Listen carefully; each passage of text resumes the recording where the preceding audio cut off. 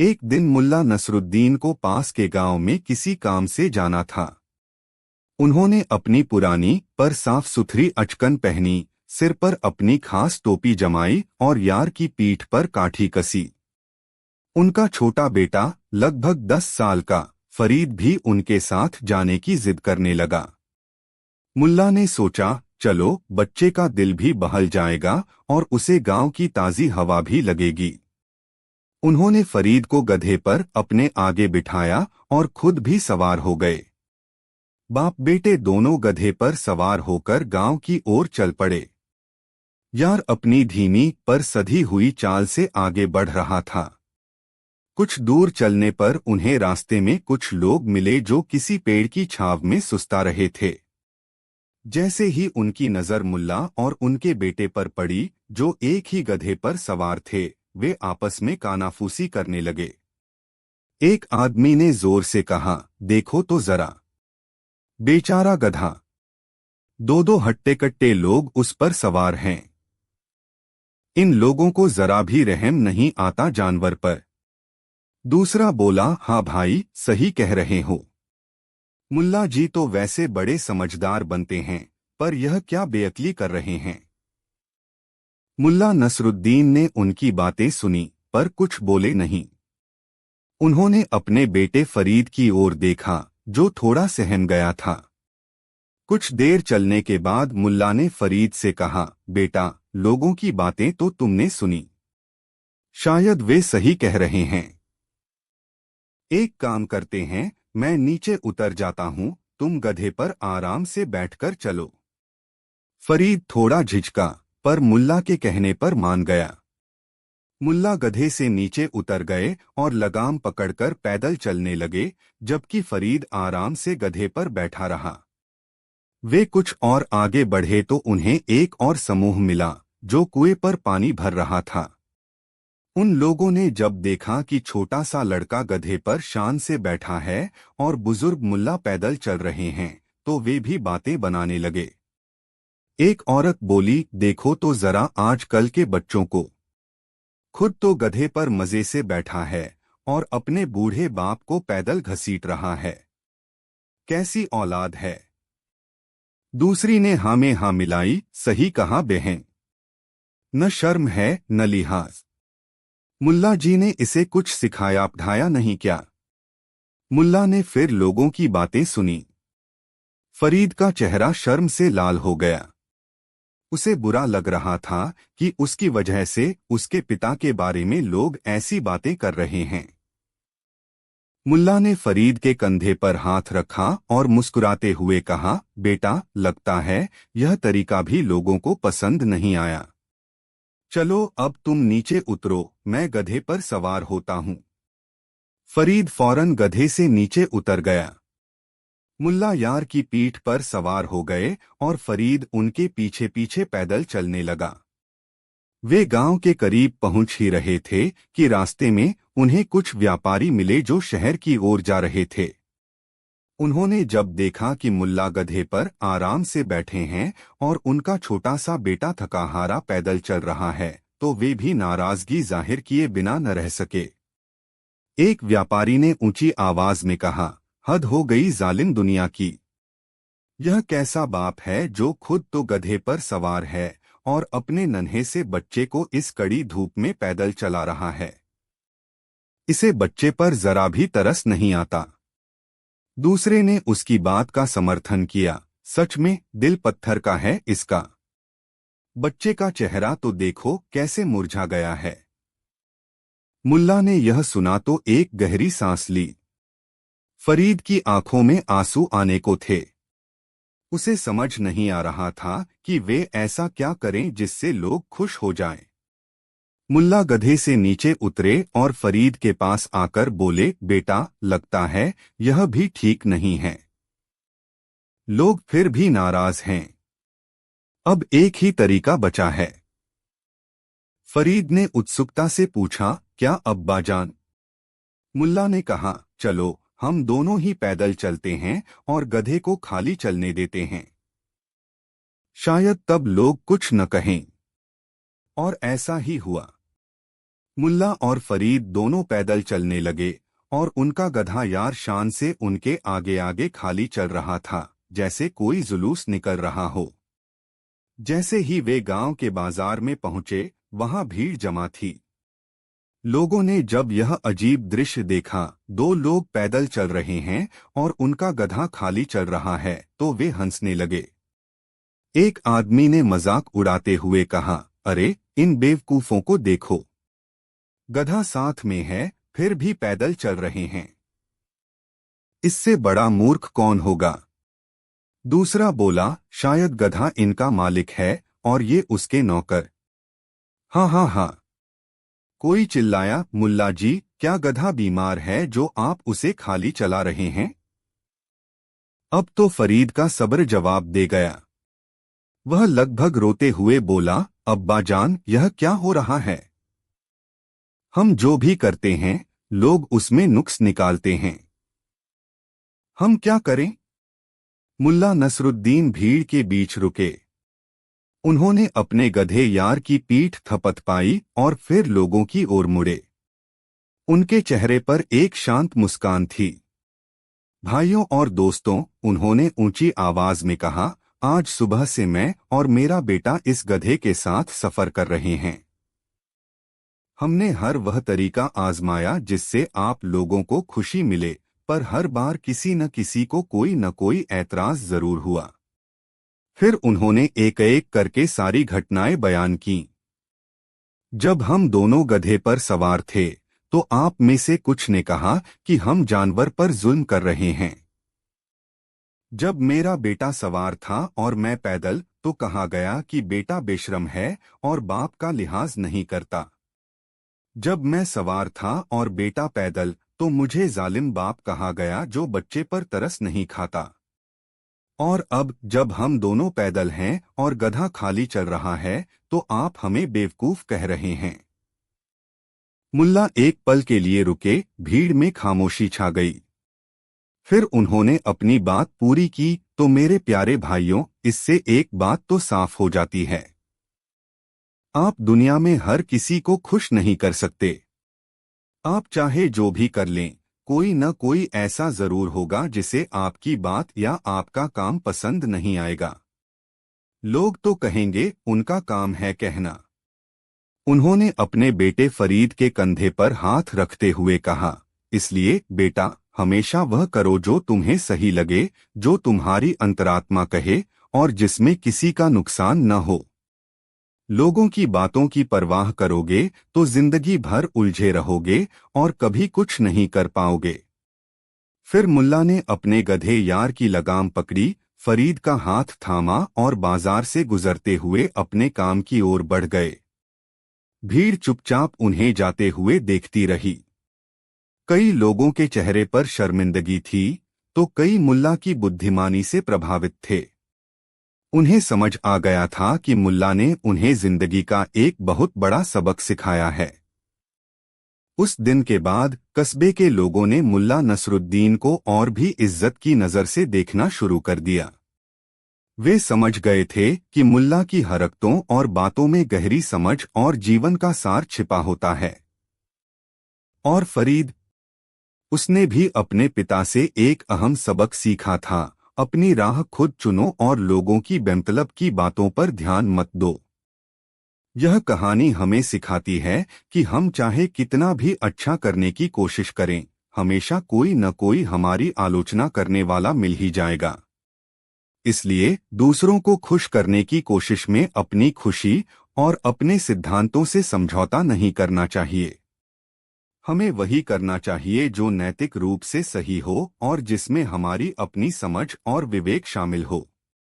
मुल्ला नसरुद्दीन और उनके गधे की यह साधारण सी कहानी एक असाधारण संदेश देती है, जो हर पीढ़ी के लिए प्रासंगिक है। दुनिया का दस्तूर यही है, लोग कहेंगे, पर हमें अपने रास्ते पर चलते रहना है, अपनी समझ और अपनी अच्छाई के साथ। और हाँ, शायद मुल्ला जी इसलिए गधे पर सवार होते थे क्योंकि उन्हें पता था कि चाहे वह सवार हो, पैदल चलें या गधे को ही अपने सिर पर उठा लें, लोग तो कुछ न कुछ कहेंगे ही। तो क्यों न आराम से सवारी का मजा लिया जाए। कहानी 2। शहर बुखारा की रौनक सुबह सवेरे ही अपने पूरे शबाब पर होती थी। बाजारों में चहल पहल, मस्जिदों से आती अजान की पाक आवाज और गलियों में खेलते बच्चों का शोर, यही बुखारा की पहचान थी। इसी शहर के एक साधारण से मोहल्ले में रहते थे मुल्ला नसरुद्दीन। अपनी हाजिर जवाबी, अनोखी सोच और कभी कभी अजीबोगरीब हरकतों के लिए पूरे शहर में मशहूर। कोई उन्हें बेहद बुद्धिमान समझता तो कोई उन्हें सिर्फ एक मस्खरा। पर सच तो यह था कि मुल्ला की बातों में गहरी समझ और जिंदगी का फलसफा छिपा होता था। एक रोज शहर के सबसे अमीर और कंजूस सेठ कासिम अली के घर से एक बेशकीमती ईरानी कालीन चोरी हो गया। यह कालीन न सिर्फ अपनी कारीगरी के लिए मशहूर था, बल्कि सेठ कासिम को अपने पुरखों से विरासत में मिला था और उसे वह अपनी जान से भी ज्यादा अजीज था। कालीन के चोरी होने की खबर पूरे शहर में आग की तरह फैल गई। सेठ कासिम ने आसमान सिर पर उठा लिया। उसने शहर के काजी के पास जाकर फरियाद की और चोर को जल्द से जल्द पकड़कर सजा देने की गुहार लगाई। काजी साहब ने तुरंत अपने सिपाहियों को जांच पड़ताल के लिए भेजा। सेठ कासिम हर आने जाने वाले पर शक की नजर से देख रहा था। तभी उसकी नजर मुल्ला नसरुद्दीन पर पड़ी, जो अपने गधे पर सवार होकर बाजार की तरफ जा रहे थे और हमेशा की तरह अपनी ही धुन में कुछ बुदबुदा रहे थे। सेठ कासिम को मुल्ला वैसे भी फूटी आंख नहीं सुहाते थे। मुल्ला की सादगी और बेफिक्री उसे अपनी अमीरी का मजाक उड़ाती सी लगती थी। कई बार मुल्ला ने अपनी बातों से सेठ की कंजूसी और लालच का पर्दाफाश भी किया था। बस फिर क्या था? सेठ कासिम के दिमाग में शैतानी कौन थी? उसने सोचा, क्यों न इस मुल्ला को ही फंसा दिया जाए। एक तीर से दो निशाने। कालीन शायद मिल ही जाए और इस मुल्ला से भी छुटकारा मिलेगा। सेठ कासिम चिल्लाता हुआ काजी के पास पहुंचा। हुजूर, मुझे पक्का यकीन है कि मेरा कालीन मुल्ला नसरुद्दीन ने ही चुराया है। कल शाम मैंने उसे मेरे घर के आसपास मंडराते हुए देखा था। उसकी नजरें मेरे कालीन पर ही टिकी थीं। वह हमेशा मेरी दौलत से जलता है। काजी ने मुल्ला को दरबार में तलब किया। मुल्ला को कुछ समझ नहीं आया कि माजरा क्या है। जब उन पर चोरी का इल्जाम लगाया गया तो वे हैरान रह गए, पर उनके चेहरे पर शिकन तक नहीं आई। मुल्ला नसरुद्दीन, काजी ने गंभीर आवाज में कहा, सेठ कासिम का कहना है कि तुमने उनका बेशकीमती कालीन चुराया है। क्या यह सच है? मुल्ला ने अपनी दाढ़ी पर हाथ फेरते हुए कहा, हुजूर, सेठ कासिम का कालीन बेशकीमती होगा, इसमें कोई शक नहीं। लेकिन मैंने उसे नहीं चुराया। मैं भला चोरी क्यों करने लगा? मेरे पास जो है मैं उसी में खुश हूं। सेठ कासिम चीखा, झूठ बोलता है यह मक्कार। इसे कड़ी सजा दी जाए। मुल्ला मुस्कुराए, सेठ जी, गुस्सा सेहत के लिए अच्छा नहीं होता। और जहां तक कालीन की बात है तो हाँ, मैंने कल आपके घर के पास से गुजरते हुए उसे देखा जरूर था। उसकी खूबसूरती की तारीफ भी की थी। पर तारीफ करना और चोरी करना दो अलग बातें हैं। काजी ने कहा, मुल्ला, तुम्हारे खिलाफ कोई पुख्ता सबूत तो नहीं है, लेकिन सेठ कासिम का आरोप गंभीर है। क्या तुम अपनी बेगुनाही साबित कर सकते हो? मुल्ला ने एक पल सोचा, फिर बोले, हुजूर, सच तो सूरज की तरह होता है, उसे ज्यादा देर छुपाया नहीं जा सकता। मुझे बस एक दिन की मोहलत चाहिए। मैं वादा करता हूं कि कल इसी वक्त मैं असली चोर को आपके सामने पेश करूंगा या फिर अपनी बेगुनाही का ऐसा सबूत दूंगा कि किसी को कोई शक नहीं रहेगा। सेठ कासिम ने नाक सिकोड़ी, यह सब बहाने हैं। यह भागने की फिराक में है। लेकिन काजी को मुल्ला की बातों में कुछ सच्चाई नजर आई। उन्होंने कहा, ठीक है मुल्ला, तुम्हें एक दिन की मोहलत दी जाती है।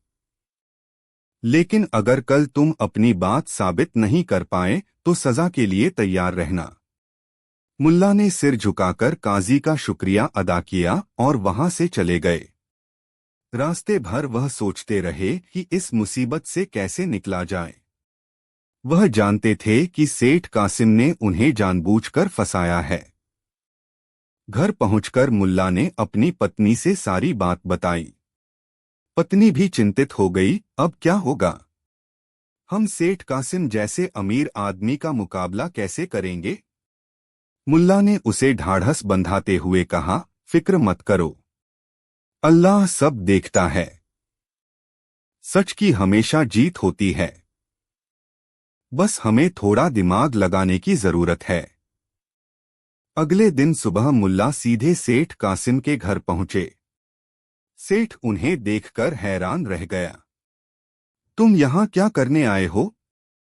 अभी भी अपनी चोरी का माल देखने आए हो? सेठ ने ताना मारा। मुल्ला ने शांत स्वर में कहा, सेठ जी, मैं यहाँ यह देखने आया हूँ कि कालीन कहाँ से चोरी हुआ। हो सकता है चोर कोई निशान छोड़ गया हो। आखिरकार मुझे अपनी बेगुनाही भी तो साबित करनी है। सेठ कासिम कुछ देर सोचते रहे, फिर अनिच्छा से मुल्ला को अंदर आने दिया। मुल्ला ने उस कमरे का बारीकी से मुआयना किया जहां कालीन बिछा रहता था। उन्होंने खिड़कियों, दरवाजों और जमीन पर पड़ी धूल को भी ध्यान से देखा। सेठ के नौकर चाकर भी वहां मौजूद थे और मुल्ला को घूर रहे थे। मुल्ला ने एक नौकर से पूछा, जब कालीन चोरी हुआ उस वक्त तुम कहाँ थे? नौकर घबराते हुए बोला, जी मैं तो अपने काम में लगा था। मुल्ला ने दूसरे नौकर से भी कुछ सवाल पूछे। हर कोई अपनी अपनी सफाई देने लगा। मुल्ला ने फिर सेठ कासिम से पूछा, सेठ जी, क्या आपके घर में कोई ऐसा व्यक्ति है जिस पर आपको थोड़ा भी शक हो? सेठ ने अकड़कर कहा, मेरे नौकर वफादार हैं। शक तो सिर्फ तुम पर है। मुल्ला मुस्कुराए, ठीक है सेठ जी, जैसा आप उचित समझें। फिर मुल्ला ने एक अजीब सी हरकत की। वह कमरे के बीचों बीच खड़े हो गए और जोर जोर से बोलने लगे, ए कालीन, ए बेशकीमती कालीन, अगर तुम मेरी आवाज सुन रहे हो तो बताओ तुम्हें किसने चुराया है। अगर तुम सच नहीं बताओगे तो याद रखना, चोर का अंजाम बहुत बुरा होता है। यह देखकर सेठ कासिम और उसके नौकर हैरान रह गए। सेठ को लगा मुल्ला पागल हो गए हैं। यह क्या बकवास कर रहे हो मुल्ला? कालीन क्या बोलेगा? सेठ ने झल्लाकर कहा। मुल्ला ने गंभीरता से कहा, सेठ जी, कभी कभी बेजान चीजें भी सच उगलवा देती हैं। खैर, मेरा काम यहाँ खत्म हुआ। और यह कहकर मुल्ला वहां से चले गए। सेठ कासिम और उसके नौकर मुल्ला की इस हरकत पर हंस रहे थे। उन्हें लगा मुल्ला हार मान चुके हैं और अब ऐसी ऊटपटांग हरकतें कर रहे हैं। दोपहर को मुल्ला अपने गधे को लेकर शहर के मुख्य चौराहे पर पहुंचे। उन्होंने अपने गधे के गले में एक तख्ती लटका दी जिस पर लिखा था, मैं जानता हूं कालीन किसने चुराया है। यह देखकर भीड़ जमा होने लगी। लोग हैरान थे कि मुल्ला का गधा चोर को कैसे जानता है। मुल्ला ने ऊंची आवाज में घोषणा की, भाइयों और बहनों, आज शाम सूरज ढलने से पहले मेरा यह गधा उस चोर की पहचान करेगा जिसने सेठ कासिम का कालीन चुराया है। आप सब काजी के दरबार में जरूर आना। यह खबर भी पूरे शहर में फैल गई। सेठ कासिम को जब यह पता चला तो वह आग बबूला हो गया। उसे लगा मुल्ला उसका मजाक उड़ा रहा है। शाम को काजी का दरबार लोगों से खचाखच भरा हुआ था। सेठ कासिम भी अपने नौकरों के साथ वहां मौजूद था। मुल्ला नसरुद्दीन अपने गधे के साथ दरबार में हाजिर हुए।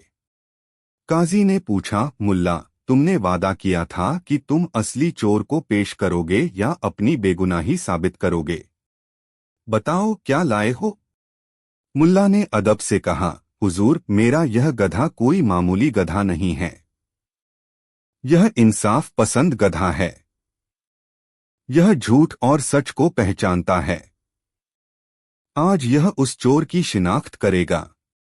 सभी लोग हैरत में पड़ गए। सेठ कासिम गुस्से से लाल पीला हो रहा था। मुल्ला ने आगे कहा, मैंने सेठ कासिम के घर के सभी नौकरों को यहां बुलवाया है। बारी बारी से हर कोई इस गधे की पूंछ को छुएगा। जो भी चोर होगा, जैसे ही वह इस गधे की पूंछ को छुएगा, यह गधा जोर से रेंकेगा और हमें पता चल जाएगा कि चोर कौन है। यह सुनकर कुछ लोग हंसने लगे, कुछ को मुल्ला पर तरस आने लगा। सेठ कासिम ने चिल्लाकर कहा, यह सब नाटक है। ऐसा कहीं होता है भला? गधा क्या चोर पहचानेगा? मुल्ला ने शांत स्वर में कहा, सेठ जी, थोड़ा सब्र तो रखिए, देखते हैं क्या होता है। फिर मुल्ला ने काजी से इजाजत लेकर एक अंधेरा कमरा तैयार करवाया। उन्होंने कहा, हर व्यक्ति इस अंधेरे कमरे में अकेला जाएगा और गधे की पूंछ को छूकर बाहर आएगा। बाहर रोशनी में हम देखेंगे कि गधा किसके छूने पर रेंका। सबसे पहले सेठ कासिम का एक पुराना नौकर रहीम अंदर गया।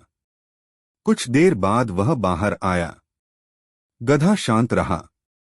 फिर दूसरा नौकर करीम अंदर गया। वह भी बाहर आ गया। गधा वैसे ही खड़ा रहा।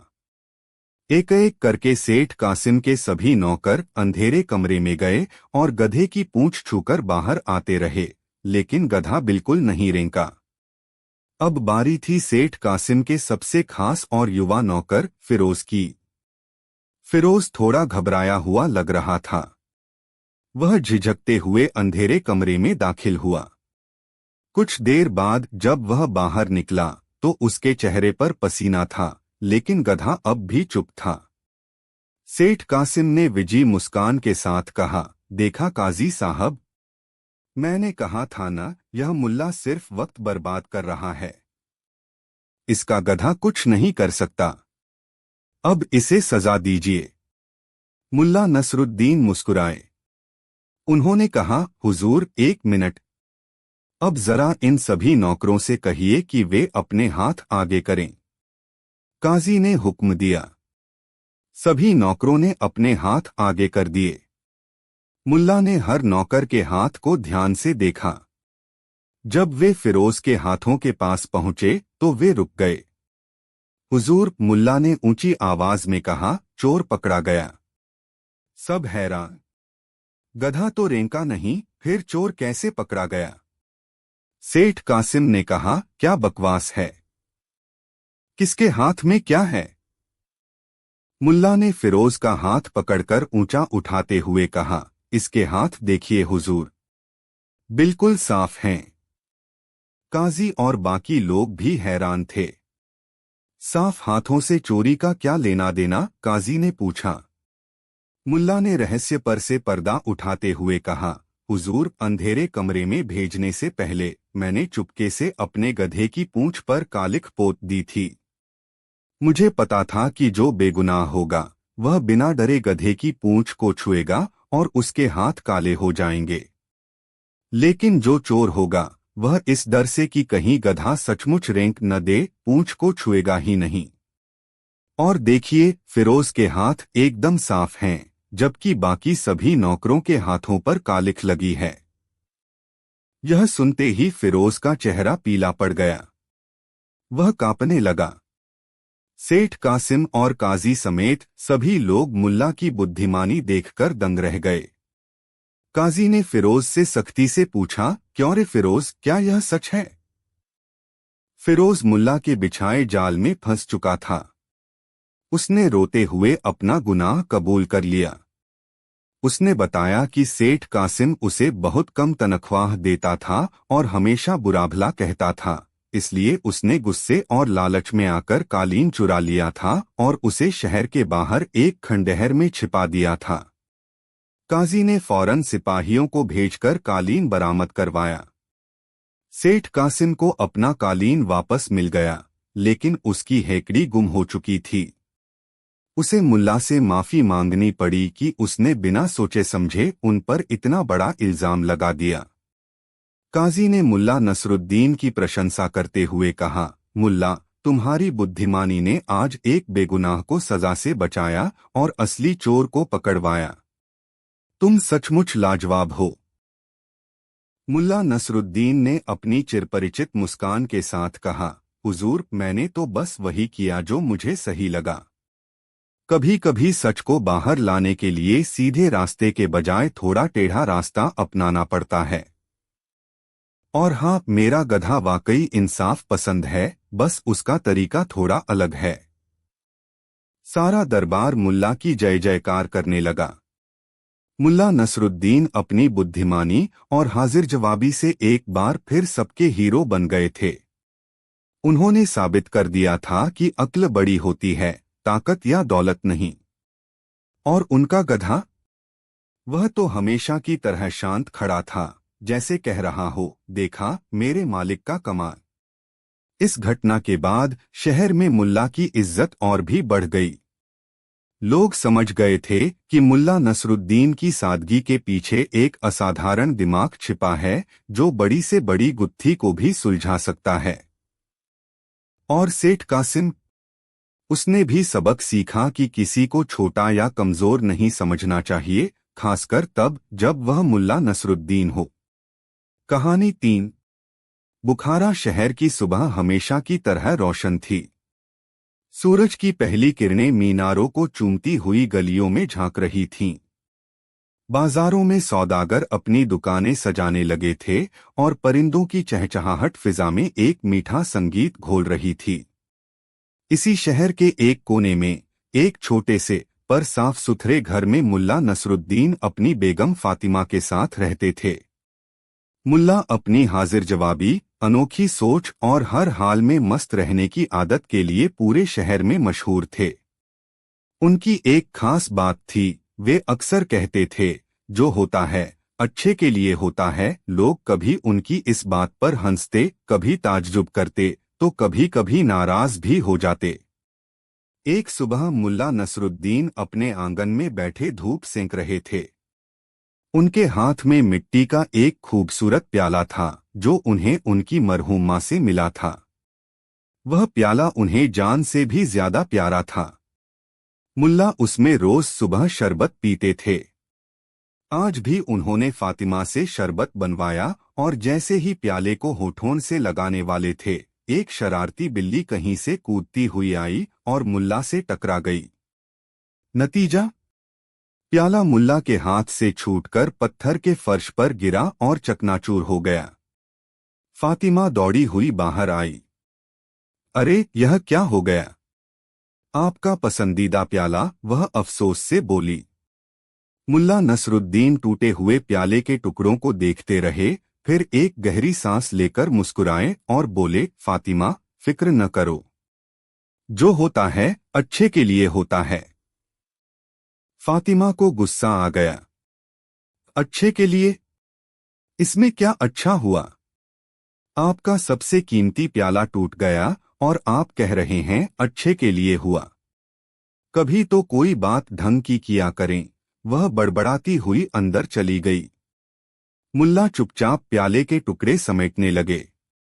जब वह आखिरी टुकड़ा उठा रहे थे, तो उनकी नजर फर्श पर एक छोटी सी चमकती हुई चीज पर पड़ी। उन्होंने झुककर उसे उठाया। वह एक पुराना, घिसा हुआ सोने का सिक्का था।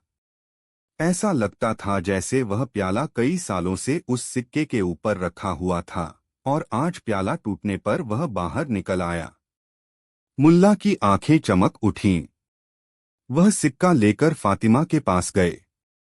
देखो फातिमा, मैंने कहा था न, जो होता है अच्छे के लिए होता है। अगर आज यह प्याला न टूटता, तो हमें यह सोने का सिक्का कभी न मिलता। फातिमा हैरान रह गई। सिक्का वाकई पुराना और कीमती लग रहा था। उसकी नाराजगी थोड़ी कम हुई, पर वह अब भी पूरी तरह मुतमिन नहीं थी। एक सिक्के के लिए इतना कीमती प्याला टूट गया, उसने धीरे से कहा। कुछ दिन बाद शहर के काजी ने मुल्ला नसरुद्दीन को अपने पास बुलवाया। काजी को एक जरूरी पैगाम पड़ोस के शहर के सूबेदार तक पहुंचाना था और यह काम किसी भरोसेमंद आदमी को ही सौंपा जा सकता था। उन्होंने मुल्ला को यह जिम्मेदारी दी और कहा कि कल सुबह होते ही उन्हें अपने गधे पर सवार होकर निकलना होगा। मुल्ला खुशी खुशी घर लौटे और फातिमा को सारी बात बताई। फातिमा भी खुश हुई कि काजी साहब मुल्ला पर इतना भरोसा करते हैं। मुल्ला ने अपने प्यारे गधे, जिसे वह यार कहकर पुकारते थे, को अच्छे से नहलाया धुलाया और उसे जौ का दाना खिलाया ताकि वह सफर के लिए तैयार रहे। अगली सुबह जब मुल्ला अपने गधे यार को लेकर निकलने ही वाले थे तो उन्होंने देखा कि यार लंगड़ा कर चल रहा है। उसके एक पैर में मोच आ गई थी। मुल्ला को बड़ा दुख हुआ। अब वह सफर पर कैसे जाते? उन्होंने काजी साहब के पास जाकर सारी बात बताई। काजी साहब को भी अफसोस हुआ, पर पैगाम पहुंचाना जरूरी था, इसलिए उन्होंने यह काम किसी और आदमी को सौंप दिया। मुल्ला भारी मन से घर लौटे। फातिमा ने पूछा, क्या हुआ? आप इतनी जल्दी वापस कैसे आ गए? मुल्ला ने सारी बात बताई। फातिमा मायूस हो गई। देखा, यह अच्छा नहीं हुआ। काजी साहब का इतना जरूरी काम था और आप जा नहीं सके। अब वह क्या सोचते होंगे? मुल्ला ने फिर वही कहा, फातिमा, दिल छोटा मत करो। जो होता है अच्छे के लिए होता है। इस बार फातिमा चुप रही, पर उसके चेहरे पर परेशानी साफ झलक रही थी। मोहल्ले वालों को पता चला तो कुछ ने हमदर्दी जताई, कुछ ने मुल्ला की इस बात का मजाक भी उड़ाया कि गधे का लंगड़ाना कैसे अच्छा हो सकता है। 2 दिन गुजर गए। तीसरे दिन शहर में खबर आई कि जिस रास्ते से होकर काजी का पैगाम ले जाने वाला आदमी गया था, उस रास्ते पर डाकुओं के एक गिरोह ने हमला कर दिया था। उन्होंने उस आदमी का सारा सामान लूट लिया और उसे बुरी तरह घायल कर दिया। अगर मुल्ला नसरुद्दीन गए होते तो शायद उनके साथ भी यही होता।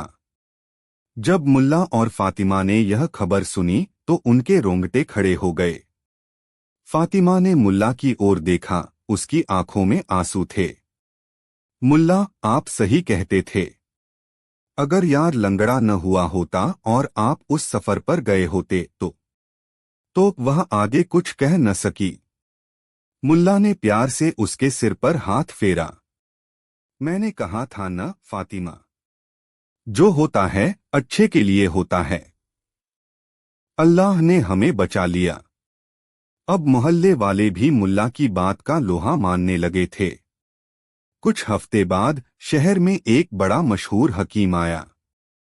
वह जड़ी बूटियों और पुराने नुस्खों का माहिर था।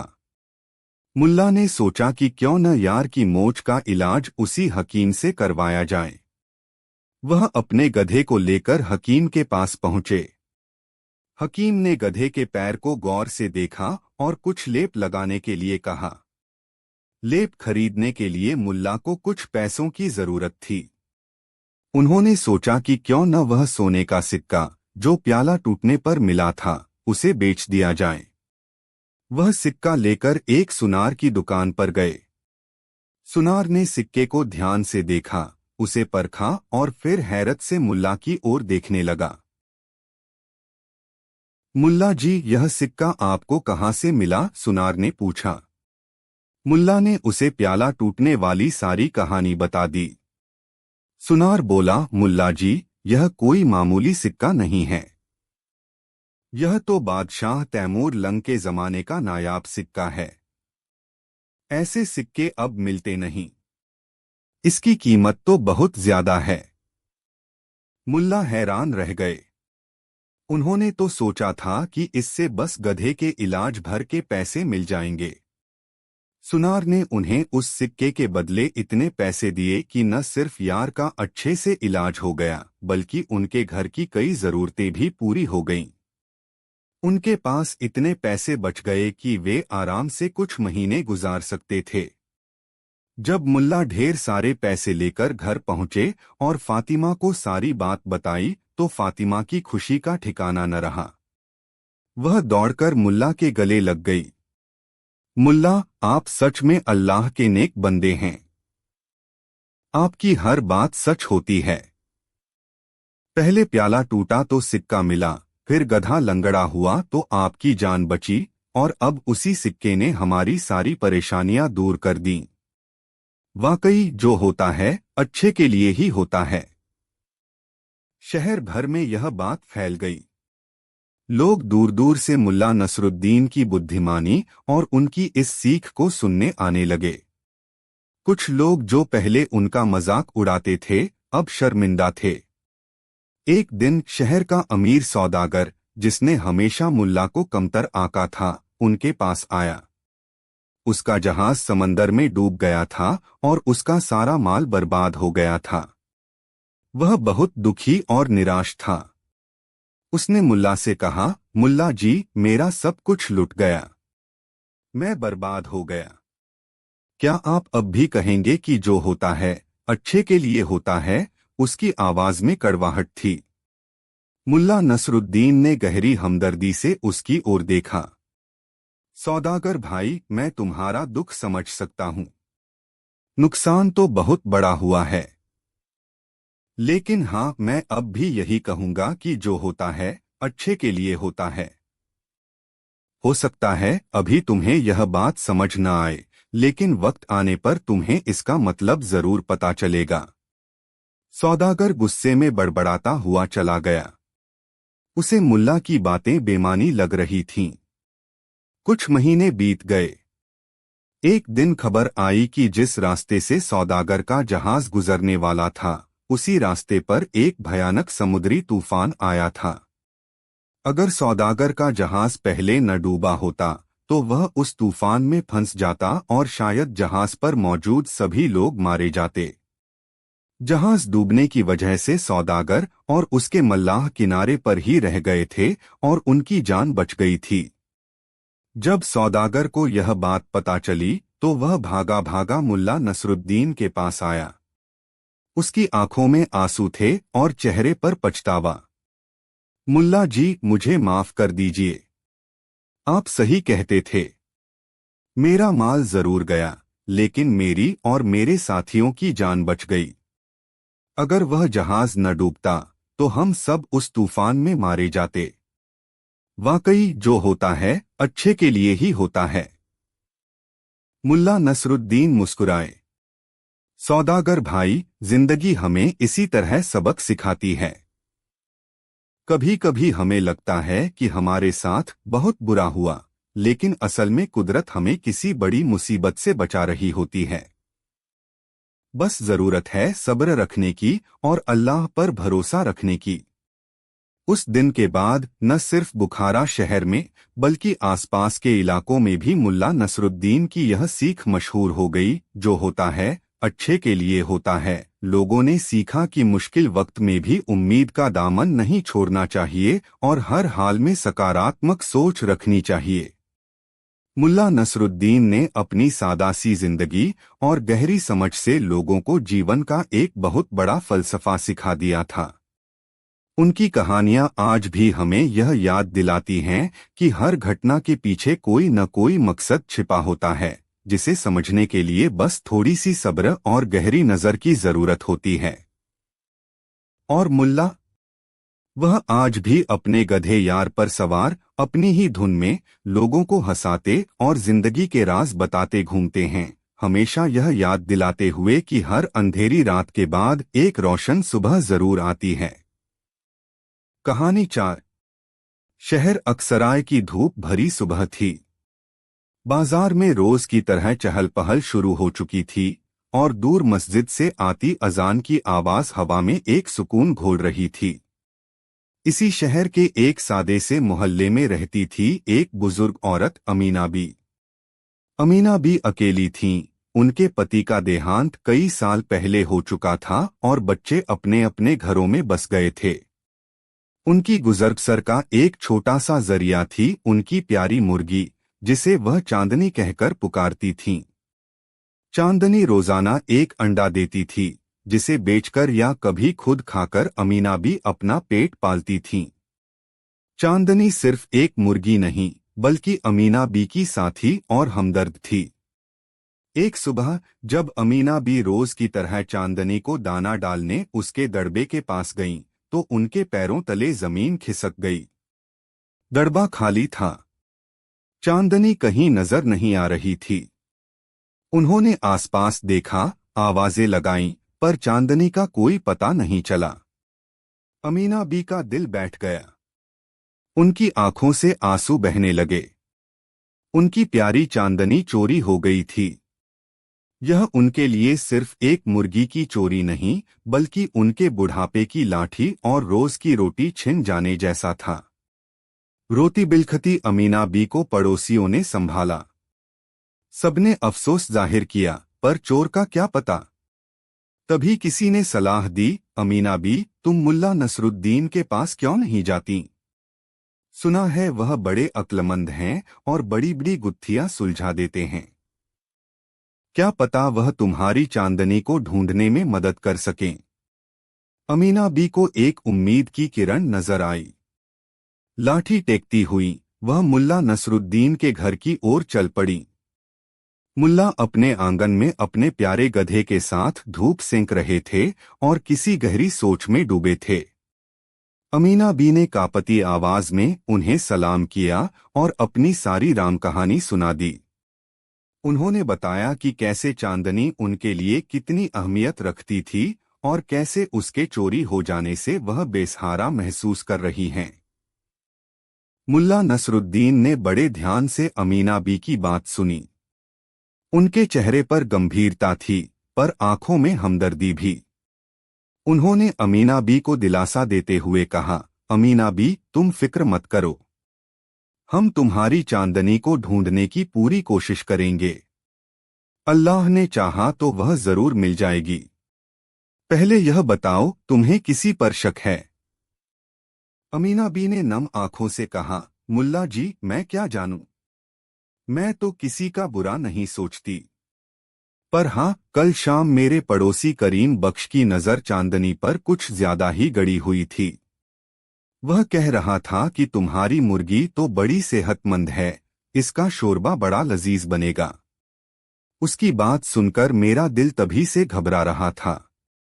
मुल्ला ने अपनी दाढ़ी पर हाथ फेरते हुए कहा, हम्मा करीम बख्श, ठीक है। तुम घर जाओ और सब्र रखो, मैं कुछ करता हूं। अमीना भी थोड़ी तसल्ली के साथ घर लौट गईं। मुल्ला नसरुद्दीन ने अपने गधे को सहलाया और सोचने लगे। सीधे करीम बख्श से पूछना बेकार था, वह साफ मुकर जाएगा। कोई तरकीब लगानी पड़ेगी। अगले दिन सुबह मुल्ला नसरुद्दीन ने शहर के काजी साहब से मुलाकात की। उन्होंने काजी साहब को अमीना बी की मुर्गी चोरी होने की घटना और उनके शक के बारे में बताया। काजी साहब मुल्ला की बुद्धिमानी से परिचित थे। उन्होंने कहा, मुल्ला, तुम जो भी उचित समझो करो। अगर तुम्हें कोई पुख्ता सबूत मिले तो चोर को सजा जरूर मिलेगी। मुल्ला ने काजी साहब का शुक्रिया अदा किया और सीधे उस मोहल्ले की ओर चल पड़े जहां अमीना बी रहती थीं। उन्होंने सबसे पहले करीम बख्श के घर का दरवाजा खटखटाया। करीम बख्श बाहर निकला। अरे मुल्ला जी, आप? खैरियत तो है? करीम ने हैरानी से पूछा। खैरियत ही है करीम भाई, मुल्ला ने मुस्कुराते हुए कहा। बस यूं ही गुजर रहा था, सोचा तुमसे मिलता चलूं। और हाँ, सुना है अमीना बी की मुर्गी चोरी हो गई। तुम्हें कुछ पता चला? करीम बख्श ने अनजान बनते हुए कहा, हाँ मुल्ला जी, बड़ा अफसोस हुआ सुनकर। बेचारी बुढ़िया का सहारा थी वह मुर्गी। मुझे तो कुछ नहीं पता, मैं तो कल शाम से घर पर ही था। मुल्ला ने उसकी आंखों में झांकते हुए कहा, अच्छा? पर अमीना बी तो कह रही थीं कि तुमने कल शाम उनकी मुर्गी की बड़ी तारीफ की थी। करीम थोड़ा घबराया, हाँ हाँ, की थी।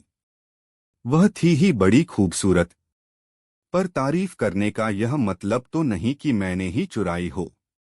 मुल्ला ने बात बदलते हुए कहा, अरे नहीं करीम भाई, मैं तुम पर इल्जाम कहाँ लगा रहा हूँ। मैं तो बस यूं ही पूछ रहा था। अच्छा चलता हूँ। मुल्ला ने मोहल्ले के 2-3 और घरों में जाकर भी दबे लफ्जों में मुर्गी चोरी की बात की और लोगों की प्रतिक्रिया देखी। हर कोई अफसोस जाहिर कर रहा था, पर किसी के चेहरे पर कोई खास भाव नहीं थे, सिवाय करीम बख्श के, जो मुल्ला के जाने के बाद कुछ बेचैन सा लग रहा था।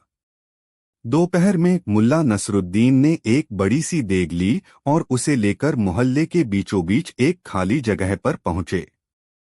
उन्होंने लकड़ियां जमा करके आग जलाई और देग को उस पर चढ़ा दिया। फिर उन्होंने देग में पानी भरा और उसे उबलने के लिए छोड़ दिया।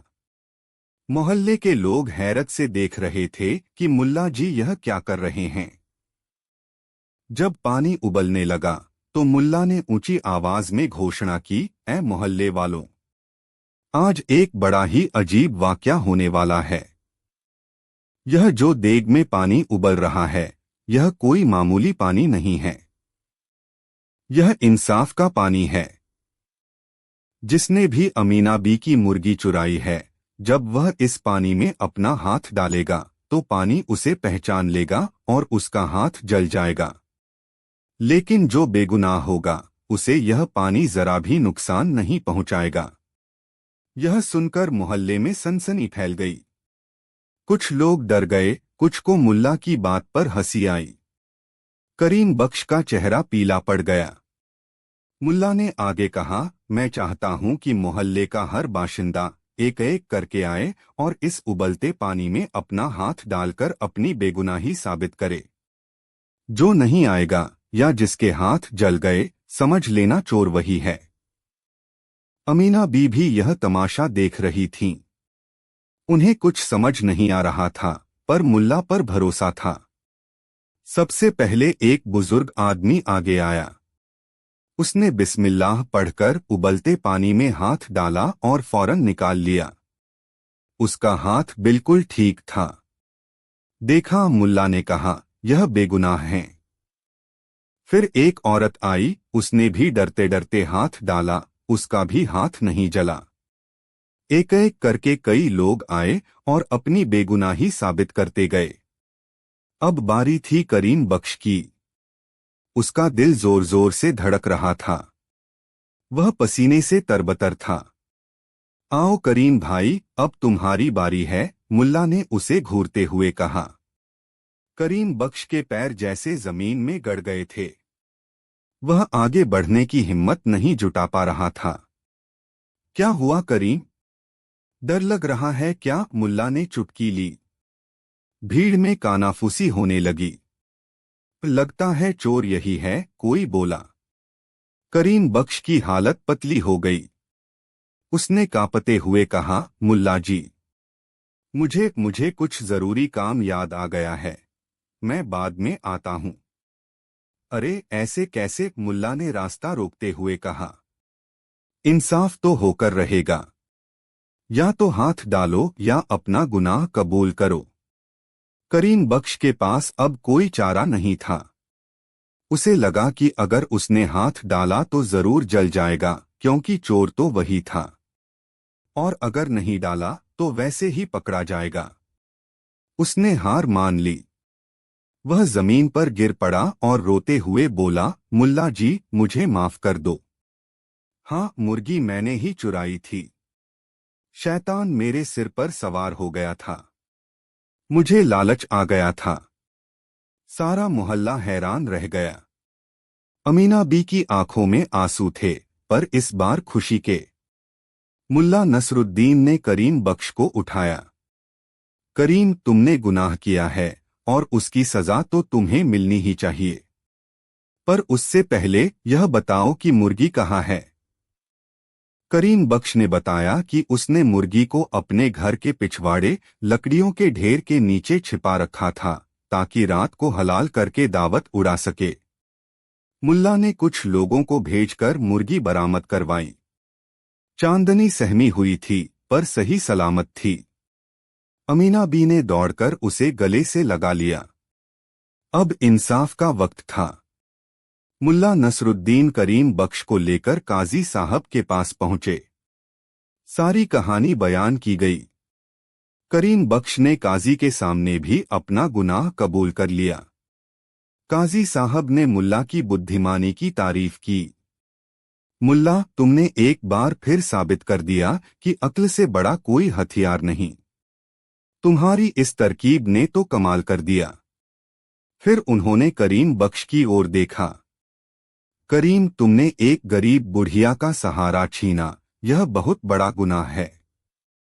तुम्हें इसकी सजा मिलनी चाहिए। काजी साहब ने फैसला सुनाया कि करीम बख्श को 10 कोड़ों की सजा दी जाएगी और वह अगले 1 महीने तक रोजाना अमीना बी के घर का पानी भरेगा और उनके छोटे मोटे काम करेगा। साथ ही उसे अमीना बी से सरेआम माफी भी मांगनी होगी। करीम बख्श को अपनी गलती का एहसास हो चुका था। उसने रो रो कर अमीना बी से माफी मांगी। अमीना बी का दिल बड़ा था। उन्होंने उसे माफ कर दिया, पर कहा कि आइंदा ऐसी हरकत कभी न करे। मुल्ला नसरुद्दीन यह सब देखकर मुस्कुरा रहे थे। उन्होंने किसी से कहा, देखा, उबलते पानी ने कैसा इंसाफ किया। पास खड़े एक आदमी ने धीरे से मुल्ला से पूछा, मुल्ला जी, एक बात समझ नहीं आई। क्या वह पानी सच में चमत्कारी था? क्या बेगुनाह का हाथ नहीं जलता? मुल्ला नसरुद्दीन हंसे और बोले, अरे भाई, वह तो सादा पानी था जिसे मैंने जोश देकर खूब उबाला था। कोई भी उसमें हाथ डालता तो जल ही जाता। तरकीब यह नहीं थी कि पानी चमत्कारी है। तरकीब यह थी कि चोर के मन में डर पैदा किया जाए। जो बेगुनाह होता है उसे किसी बात का डर नहीं होता, या वह अपनी बेगुनाही साबित करने के लिए हिम्मत दिखा ही देता। पर चोर का मन हमेशा कमजोर होता है। उसे लगता है कि उसका राज खुल जाएगा। करीम बख्श के साथ भी यही हुआ। उसके अपने डर ने ही उसे पकड़वा दिया। यह सुनकर वह आदमी मुल्ला की अक्लमंदी का कायल हो गया। अमीना भी अपनी चांदनी को पाकर बहुत खुश थीं। उन्होंने मुल्ला नसरुद्दीन को ढेरों दुआएं दीं। मोहल्ले में एक बार फिर मुल्ला की जय जयकार होने लगी। उन्होंने न सिर्फ एक चोरी हुई मुर्गी का पता लगाया था, बल्कि एक चोर को सही राह पर लाने और एक गरीब को उसका हक दिलाने का काम भी किया था। और यह सब हुआ था उनकी अनोखी सूझबूझ और इंसाफ दिलाने की उनकी सच्ची ख्वाहिश से। उस दिन के बाद करीम बख्श ने कभी चोरी करने की हिम्मत नहीं की और अमीना भी अपनी चांदनी के साथ खुशी खुशी रहने लगीं। और मुल्ला नसरुद्दीन, वह हमेशा की तरह लोगों की मदद करते और अपनी बुद्धिमानी से जिंदगी की पहेलियों को सुलझाते रहे। कहानी 5। सुबह का समय था। सूरज की सुनहरी किरणें अभी अभी धरती पर फैली थीं और ओस की बूंदें घास के तिनकों पर मोतियों की तरह चमक रही थीं। हवा में एक ताजगी थी और चिड़ियों का मधुर कलरव वातावरण में संगीत घोल रहा था। अपने छोटे से लेकिन साफ सुथरे घर के आंगन में मुल्ला नसरुद्दीन अपने प्यारे गधे, जिसे वह प्यार से प्यारेलाल कहते थे, की पीठ सहला रहे थे। प्यारेलाल भी अपनी गर्दन मुल्ला के कंधे पर रखकर स्नेह जता रहा था। मुल्ला और प्यारेलाल का रिश्ता सिर्फ मालिक और जानवर का नहीं था, वे एक दूसरे के साथी थे, सुख दुख के सहभागी। तभी उनके पड़ोसी करीम बख्श अकड़ते हुए अपने आंगन से निकले। करीम बख्श गांव के उन लोगों में से थे जिन्हें अपनी थोड़ी बहुत संपत्ति और तथाकथित अक्ल पर बड़ा गुमान था। वे अक्सर दूसरों को नीचा दिखाने का कोई मौका नहीं छोड़ते थे, खासकर मुल्ला नसरुद्दीन को, जिन्हें वे मन ही मन थोड़ा सनकी और कमअक्ल समझते थे। करीम बख्श ने हाल ही में शहर से एक नया चमकदार साफा पगड़ी खरीदा था और आज पहली बार उसे पहनकर निकले थे। साफे का एक सिरा हवा में इतरा रहा था और करीम बख्श की चाल में एक अतिरिक्त अकड़ थी। उन्होंने मुल्ला को अपने गधे के साथ बतियाते देखा तो उनके होठों पर एक व्यंग्यात्मक मुस्कान तैर गई। क्यों मुल्ला? करीम बख्श ने आवाज में कृत्रिम मिठास घोलते हुए कहा, आज सुबह सुबह इस बेजुबान जानवर पर इतना प्यार क्यों लुटा रहे हो? कुछ खास बात है क्या? मुल्ला नसरुद्दीन ने मुस्कुराते हुए प्यारेलाल की गर्दन थपथपाई। करीम भाई, उन्होंने शांति से कहा, प्यारेलाल सिर्फ एक बेजुबान जानवर नहीं है। यह मेरा दोस्त है, मेरा हमदर्द है। और सच कहूं तो यह कई इंसानों से ज्यादा समझदार है। करीम बख्श का चेहरा तमतमा गया। उन्हें लगा मुल्ला उन्हीं पर कटाक्ष कर रहे हैं। क्या मतलब है तुम्हारा, मुल्ला? उन्होंने अपनी आवाज ऊंची करते हुए कहा। तुम कहना क्या चाहते हो? कि यह तुम्हारा मरियल सा गधा मुझसे ज्यादा समझदार है? मुल्ला ने प्यारेलाल की पीठ पर हाथ फेरा और फिर करीम बख्श की ओर देखकर गंभीरता से कहा, करीम भाई, गुस्सा क्यों होते हो? मैंने तुम्हारा नाम तो लिया नहीं, लेकिन अगर तुम खुद को उन कई इंसानों में गिन रहे हो तो शायद। हाँ, मेरा गधा प्यारेलाल तुमसे ज्यादा समझदार है। यह सुनना था कि करीम बख्श आग बबूला हो गए। तुम्हारी यह मजाल, मुल्ला। तुम मेरी तुलना इस जानवर से करोगे? मैं, करीम बख्श, जिसने दुनिया देखी है, जिसे कारोबार की समझ है, जिसे लोग सलाह लेने आते हैं। और तुम कहते हो यह खच्चर मुझसे ज्यादा बुद्धिमान है। आज तुम्हें यह साबित करना होगा, वरना मैं तुम्हें गांव में मुंह दिखाने लायक नहीं छोड़ूंगा। गांव के कुछ और लोग भी अपनी सुबह की दिनचर्या के लिए बाहर निकल चुके थे। उन्होंने करीम बख्श की ऊंची आवाज सुनी तो कौतूहलवश वहीं रुक गए। देखते ही देखते वहां एक छोटी सी भीड़ जमा हो गई। मुल्ला नसरुद्दीन ने स्थिति की गंभीरता को समझा, लेकिन उनके चेहरे पर घबराहट का कोई निशान नहीं था, बल्कि उनकी आंखों में एक शरारती चमक थी। उन्होंने भीड़ की ओर देखा, फिर करीम बख्श से कहा, ठीक है करीम भाई, अगर तुम्हारी यही इच्छा है तो मैं साबित कर दूंगा कि प्यारेलाल तुमसे ज्यादा समझदार है। लेकिन मेरी कुछ शर्तें हैं। शर्तें? करीम बख्श ने संदेह से कहा। कैसी शर्तें? पहली शर्त, मुल्ला बोले, कि जो भी मैं कहूंगा या करूंगा उसे तुम और ये सभी गांव वाले ध्यान से देखोगे और सुनोगे। दूसरी शर्त, फैसले का अधिकार इन गांव वालों का होगा। और तीसरी शर्त, अगर मैं हार गया तो मैं तुमसे सरेआम माफी मांगूंगा और प्यारेलाल को तुम्हें सौंप दूंगा। लेकिन अगर मैं जीत गया तो तुम्हें मानना पड़ेगा कि मेरा गधा तुमसे ज्यादा समझदार है और तुम पूरे गांव के सामने प्यारेलाल के पैर छूकर उससे माफी मांगोगे। करीम बख्श को अपनी अक्ल पर इतना भरोसा था कि उन्होंने तुरंत शर्तें मान लीं।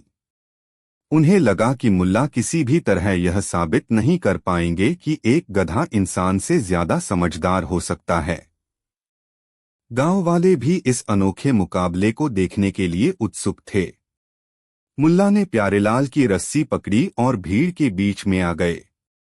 तो ठीक है करीम भाई, मुल्ला ने कहा, पहला प्रमाण देखो, मैं प्यारेलाल को दिन में 3 बार चारा पानी देता हूं। यह जानता है कि इसका मालिक इसका ख्याल रखता है। यह कभी मुझसे शिकायत नहीं करता, कभी अनावश्यक मांग नहीं करता। यह चुपचाप अपनी किस्मत पर संतोष करता है। क्या तुम करीम भाई अपनी बीवी के दिए खाने या अपनी किस्मत से हमेशा खुश रहते हो? क्या तुम कभी शिकायत नहीं करते? करीम बख्श कुछ कहने को हुए, लेकिन उनकी बीवी, जो भीड़ में खड़ी थी, ने उन्हें ऐसी घूरती नजरों से देखा कि उनके होंठ सिल गए। गांव वालों में दबीबी हंसी फूट पड़ी।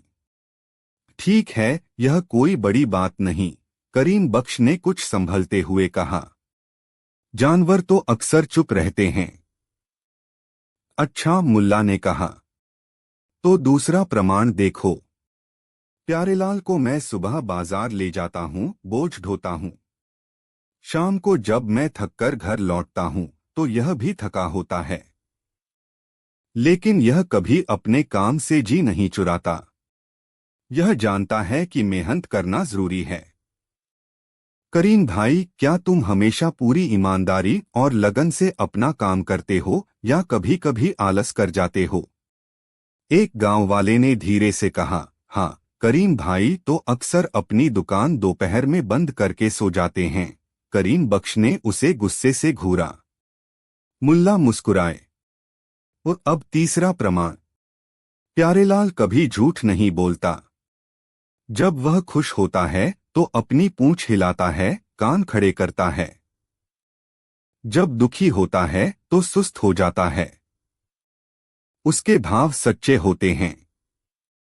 करीम भाई, क्या तुम दावे से कह सकते हो कि तुमने जीवन में कभी झूठ नहीं बोला, कभी किसी की झूठी तारीफ नहीं की या अपने फायदे के लिए सच को तोड़ा-मरोड़ा नहीं?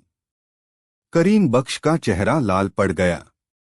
उन्हें याद आया कि कैसे उन्होंने पिछले हफ्ते सरपंच की झूठी तारीफों के पुल बांधे थे ताकि उनका कोई काम निकल जाए।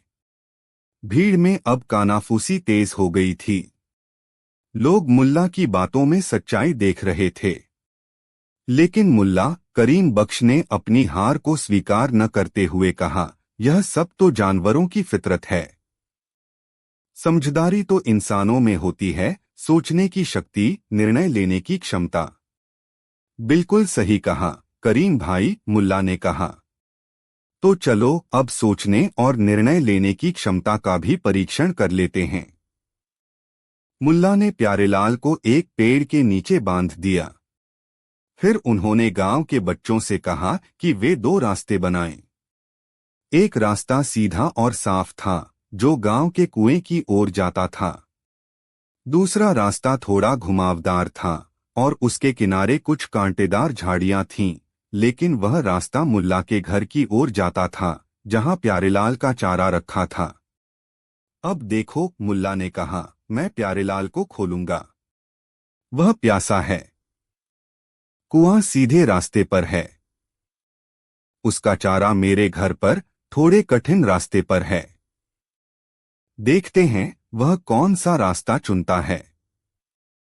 मुल्ला ने प्यारेलाल को खोला। प्यारेलाल ने पहले सीधे रास्ते की ओर देखा, फिर घुमावदार रास्ते की ओर। कुछ पल सूंघने के बाद वह धीरे धीरे घुमावदार रास्ते पर चल पड़ा, कांटेदार झाड़ियों से बचता हुआ, और सीधा मुल्ला के घर के आंगन में पहुंचकर अपने चारे के पास खड़ा हो गया। देखा, मुल्ला ने भीड़ से कहा। प्यारेलाल जानता था कि पानी तो उसे बाद में भी मिल सकता है, लेकिन उसका असली संतोष और आराम उसके घर और उसके चारे में है। उसने तात्कालिक प्रलोभन, सीधा रास्ता, पानी को छोड़कर दीर्घकालिक सुख, घर, चारा को चुना। क्या यह समझदारी नहीं है? करीम बख्श के पास कोई जवाब नहीं था। अब करीम भाई, तुम्हारी बारी, मुल्ला ने कहा। उन्होंने दो छोटी पोटलियां मंगवाईं। एक में उन्होंने कुछ कंकड़ पत्थर भर दिए और दूसरी में थोड़ी सी मिश्री। दोनों पोटलियां ऊपर से एक जैसी दिखती थीं। करीम भाई, इन दो पोटलियों में से एक में तुम्हारे लिए कुछ मीठा है और एक में कुछ बेकार। तुम्हें एक चुननी है। अपनी अक्ल का इस्तेमाल करो। करीम बख्श ने दोनों पोटलियों को ध्यान से देखा। एक पोटली थोड़ी भारी लग रही थी। उन्होंने सोचा, भारी है तो इसमें ज्यादा माल होगा। उन्होंने भारी वाली पोटली उठा ली। जब उन्होंने उसे खोला तो उसमें से सिर्फ कंकड़ पत्थर निकले। मिश्री वाली हल्की पोटली वहीं रखी रह गई। मुल्ला ने कहा, प्यारेलाल ने अपनी जरूरत को पहचाना। तुमने लालच में आकर गलत चुनाव किया। बताओ कौन ज्यादा समझदार है? गांव वाले अब खुलकर मुल्ला की प्रशंसा करने लगे थे। करीम बख्श का सिर शर्म से झुक गया था, लेकिन मुल्ला अभी रुके नहीं थे। एक और प्रमाण, करीम भाई, उन्होंने कहा। प्यारेलाल अपने मालिक के प्रति वफादार है। वह जानता है कि मैं उसका ख्याल रखता हूं, इसलिए वह मेरा कहा मानता है। अगर मैं उसे कहूँ रुको तो वह रुक जाता है, अगर मैं कहूँ चलो तो वह चल पड़ता है। वह मुझ पर भरोसा करता है। मुल्ला ने प्यारेलाल को आवाज दी, प्यारेलाल यहाँ आओ। प्यारेलाल तुरंत उनके पास आ गया। शाबाश प्यारेलाल, अब अपनी जगह जाओ। प्यारेलाल वापस पेड़ के नीचे चला गया। अब करीम भाई, मुल्ला ने कहा, क्या तुम अपने बेटों या अपने नौकरों के बारे में ऐसा ही कह सकते हो? क्या वे तुम्हारी हर सही बात मानते हैं? क्या वे तुम पर उतना ही भरोसा करते हैं जितना प्यारेलाल मुझ पर करता है? करीम बख्श को अपने बड़े बेटे की याद आई, जो उनकी बात कभी नहीं सुनता था और हमेशा अपनी मनमानी करता था। उनका चेहरा और भी उतर गया। और सुनो करीम भाई, मुल्ला ने अपनी आवाज में गंभीरता लाते हुए कहा, प्यारेलाल कभी किसी का बुरा नहीं चाहता। वह चुपचाप अपना काम करता है, किसी को नुकसान नहीं पहुंचाता। वह कभी किसी की चुगली नहीं करता, किसी के खिलाफ साजिश नहीं रचता। क्या तुम अपने बारे में यह कह सकते हो? क्या तुमने कभी किसी की बुराई नहीं की, किसी के बारे में अफवाह नहीं फैलाई? यह सुनकर करीम बख्श को काटो तो खून नहीं। उन्हें अपने वो सारे कुकर्म याद आ गए जब उन्होंने दूसरों को नीचा दिखाने के लिए उनकी बुराइयां की थीं। भीड़ में अब पूरी तरह सन्नाटा था। सब मुल्ला नसरुद्दीन की बातों को सुन रहे थे और उनकी बुद्धिमानी पर हैरान थे। मुल्ला ने साधारण सी बातों के जरिए जीवन के गहरे सत्य उजागर कर दिए थे। अंत में मुल्ला ने कहा, करीम भाई, प्यारेलाल को पता है कि कब चुप रहना है। जब मैं उसे डांटता हूं तो वह चुपचाप सुन लेता है, बहस नहीं करता। वह जानता है कि कभी कभी चुप रहना ही बुद्धिमानी है। क्या तुम जब कोई तुम्हारी गलती बताता है तो चुपचाप सुन लेते हो या बहस करने लगते हो? करीम बख्श के पास अब कहने को कुछ नहीं बचा था। उनका सारा घमंड चूर चूर हो चुका था। उन्हें अपनी गलती का एहसास हो गया था। मुल्ला नसरुद्दीन प्यारेलाल के पास गए, उसकी गर्दन पर हाथ फेरा। तो गांव वालों, उन्होंने भीड़ से पूछा, अब आप ही बताइए, क्या मेरा गधा प्यारेलाल करीम बख्श से ज्यादा समझदार नहीं है? पूरी भीड़ ने एक स्वर में कहा, हाँ मुल्ला जी, आपका गधा वाकई करीम बख्श से ज्यादा समझदार है। करीम बख्श का चेहरा देखने लायक था। शर्म, ग्लानि और पराजय के भाव उनके चेहरे पर स्पष्ट थे। वे धीरे धीरे प्यारेलाल की ओर बढ़े। गांव वाले सांस रोके देख रहे थे। करीम बख्श प्यारेलाल के सामने झुके और कांपते हाथों से उन्होंने प्यारेलाल के खुरों को छुआ। फिर उन्होंने भरे गले से कहा, मुझे माफ कर दो प्यारेलाल। मुल्ला सही कहते हैं। तुम वाकई मुझसे ज्यादा समझदार हो। यह देखकर मुल्ला नसरुद्दीन मुस्कुराए। उनकी मुस्कान में विजय का अहंकार नहीं, बल्कि एक गहरी समझ और करुणा थी। उन्होंने करीम बख्श को उठाते हुए कहा, कोई बात नहीं करीम भाई, असली समझदारी अपनी गलती मान लेने में ही है। और आज तुमने यह साबित कर दिया कि तुम भी कुछ कम समझदार नहीं हो। मुल्ला ने आगे कहा, समझदारी का मतलब सिर्फ बड़ी बड़ी बातें करना या पैसा कमाना नहीं होता। समझदारी का अर्थ है संतोष, वफादारी, मेहनत, सच्चाई और यह जानना कि कब बोलना है और कब चुप रहना है। इन मामलों में मेरा प्यारेलाल वाकई बहुतों से आगे हैं। उस दिन के बाद करीम बख्श का घमंड काफी हद तक कम हो गया। वे मुल्ला नसरुद्दीन का और भी सम्मान करने लगे। और गांव वाले, वे अक्सर मुल्ला की इस कहानी को याद करके हंसते थे और कहते थे, मुल्ला का गधा तो वाकई समझदार है, लेकिन उससे भी ज्यादा समझदार तो खुद मुल्ला नसरुद्दीन हैं, जो साधारण बातों में भी गहरी सीख दे जाते हैं। प्यारेलाल हमेशा की तरह मुल्ला के साथ रहा, अपनी धीमी चाल से चलता हुआ, अपनी बड़ी बड़ी मासूम आंखों से दुनिया को देखता हुआ, और शायद मन ही मन मुस्कुराता हुआ कि कैसे उसके मालिक ने उसे गांव का सबसे समझदार प्राणी साबित कर दिया था। और मुल्ला नसरुद्दीन, वे अपनी जिंदगी उसी फकीराना अंदाज में जीते रहे, लोगों को हंसाते, सिखाते और यह याद दिलाते रहे कि सच्ची बुद्धिमानी आडंबर में नहीं, सादगी और सच्चाई में बसती है। कहानी 6। शहर बुखारा की धूल भरी गलियों में, जहां जिंदगी अपनी ही धीमी रफ्तार से चलती थी, मुल्ला नसरुद्दीन अपनी अनोखी शख्सियत और उससे भी ज्यादा अनोखी कहानियों के लिए मशहूर थे। उनके साथ हमेशा उनका वफादार गधा जुबैद रहता था। जुबैद सिर्फ एक जानवर नहीं, बल्कि मुल्ला का साथी, उनका हमसफर और कभी-कभी उनकी मजेदार हरकतों का मूक गवाह भी था। मुल्ला और जुबैद की जोड़ी पूरे शहर में जानी जाती थी। एक दिन मुल्ला नसरुद्दीन को अचानक पैसों की सख्त जरूरत आन पड़ी। घर में कुछ मरम्मत का काम करवाना था और पत्नी फातिमा की भी कुछ फरमाइशें थीं जिन्हें मुल्ला टाल नहीं सकते थे। काफी सोच विचार के बाद भारी मन से मुल्ला ने एक मुश्किल फैसला लिया, वह अपने प्यारे जुबैद को बेच देंगे। यह फैसला उनके लिए आसान नहीं था। जुबैद के साथ उनकी अनगिनत यादें जुड़ी थीं। कितने ही सफर उन्होंने साथ में तय किए थे, कितनी ही धूप छांव साथ देखी थी। अगले दिन सुबह मुल्ला नसरुद्दीन उदास मन से जुबैद को लेकर जानवरों के बाजार की ओर चल पड़े। जुबैद भी शायद अपने मालिक की उदासी समझ रहा था, इसलिए वह भी आज कुछ ज्यादा ही शांत था और धीरे धीरे कदम बढ़ा रहा था।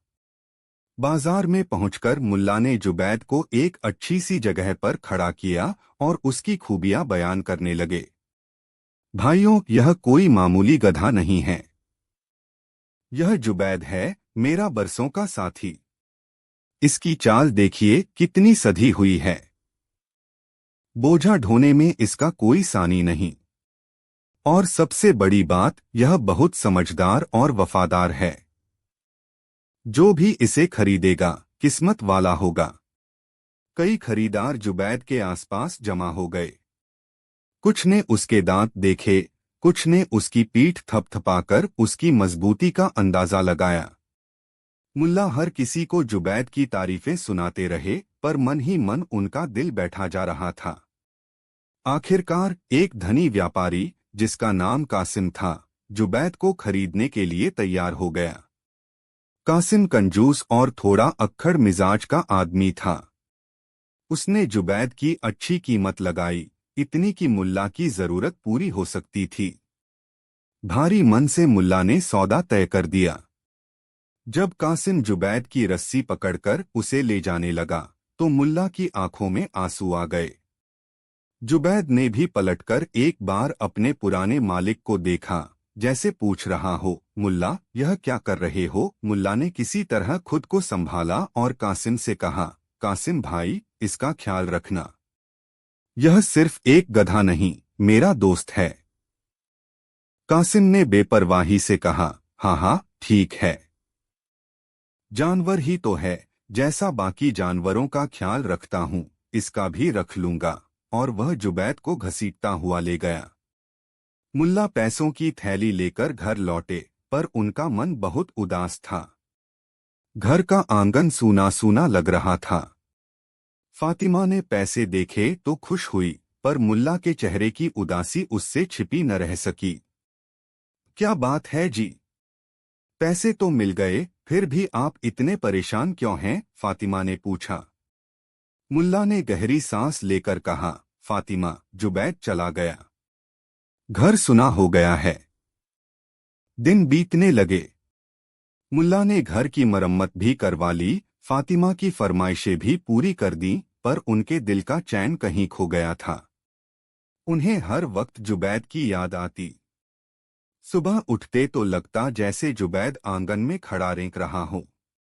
बाजार जाते तो उसकी सधी हुई चाल याद आती। वह अक्सर बाजार में कासिम को ढूंढते, इस उम्मीद में कि शायद जुबैद की एक झलक मिल जाए। उधर कासिम जुबैद से बहुत ज्यादा काम लेता था। वह उस पर अपनी क्षमता से ज्यादा बोझा लादता, उसे ठीक से चारा पानी भी नहीं देता और जरा सी बात पर उसे मारता पीटता भी था। जुबैद, जो मुल्ला के प्यार और दुलार का आदी था, कासिम के इस बर्ताव से बहुत दुखी रहने लगा। वह दिन बदिन कमजोर होता जा रहा था।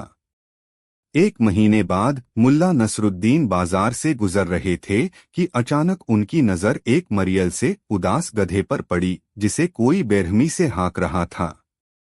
मुल्ला को कुछ जाना पहचाना सा लगा।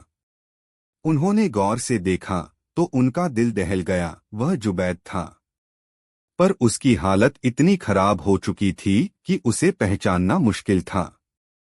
उसकी आंखों की चमक गायब हो चुकी थी, शरीर पर जख्मों के निशान थे और वह मुश्किल से कदम उठा पा रहा था। मुल्ला का दिल गुस्से और दुख से भर गया। वह दौड़कर उस आदमी के पास पहुंचे जो कासिम का नौकर था। यह जुबैद है? मुल्ला ने कांपती आवाज में पूछा। नौकर ने बेरुखी से कहा, हाँ तो क्या हुआ? कासिम सेठ का गधा है। इसकी यह हालत कैसे हो गई? मुल्ला ने गुस्से से पूछा। नौकर ने लापरवाही से कहा, यह कामचोर हो गया है, ठीक से चलता नहीं, बोझा नहीं उठाता। सेठ जी कहते हैं अब यह किसी काम का नहीं रहा, इसे आज ही कसाई को बेचने वाले हैं। यह सुनकर मुल्ला के पैरों तले जमीन खिसक गई। कसाई को?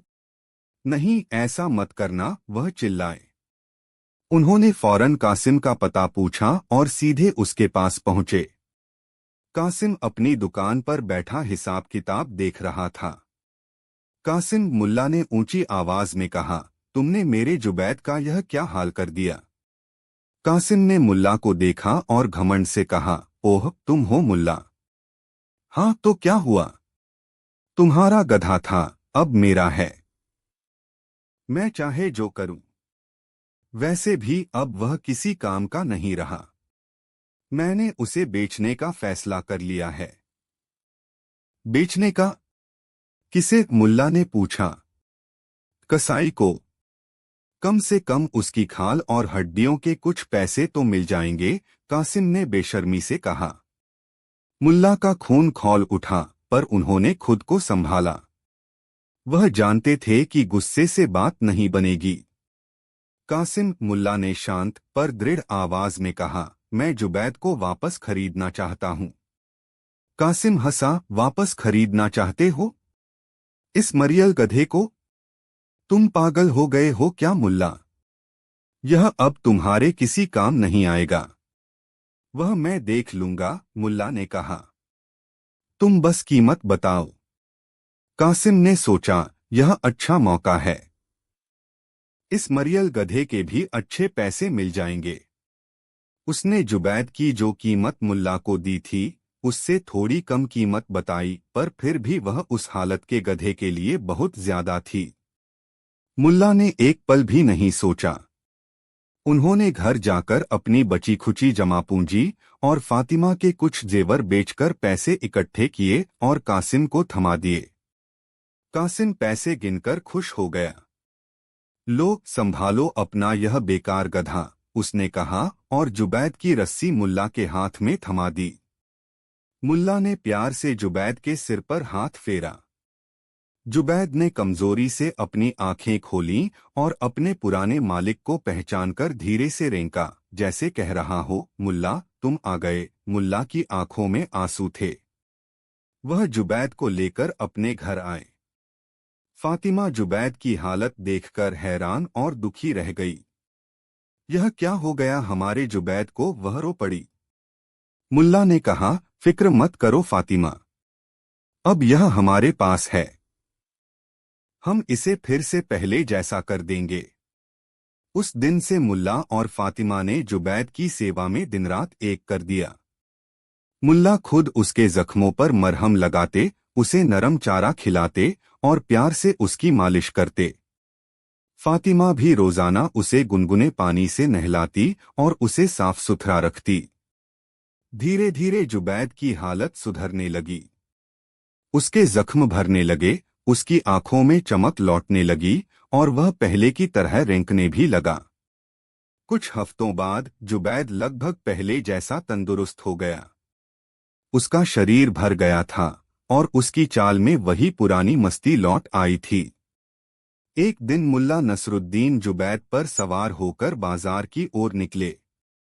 जुबैद शान से चल रहा था और मुल्ला के चेहरे पर संतोष की मुस्कान थी।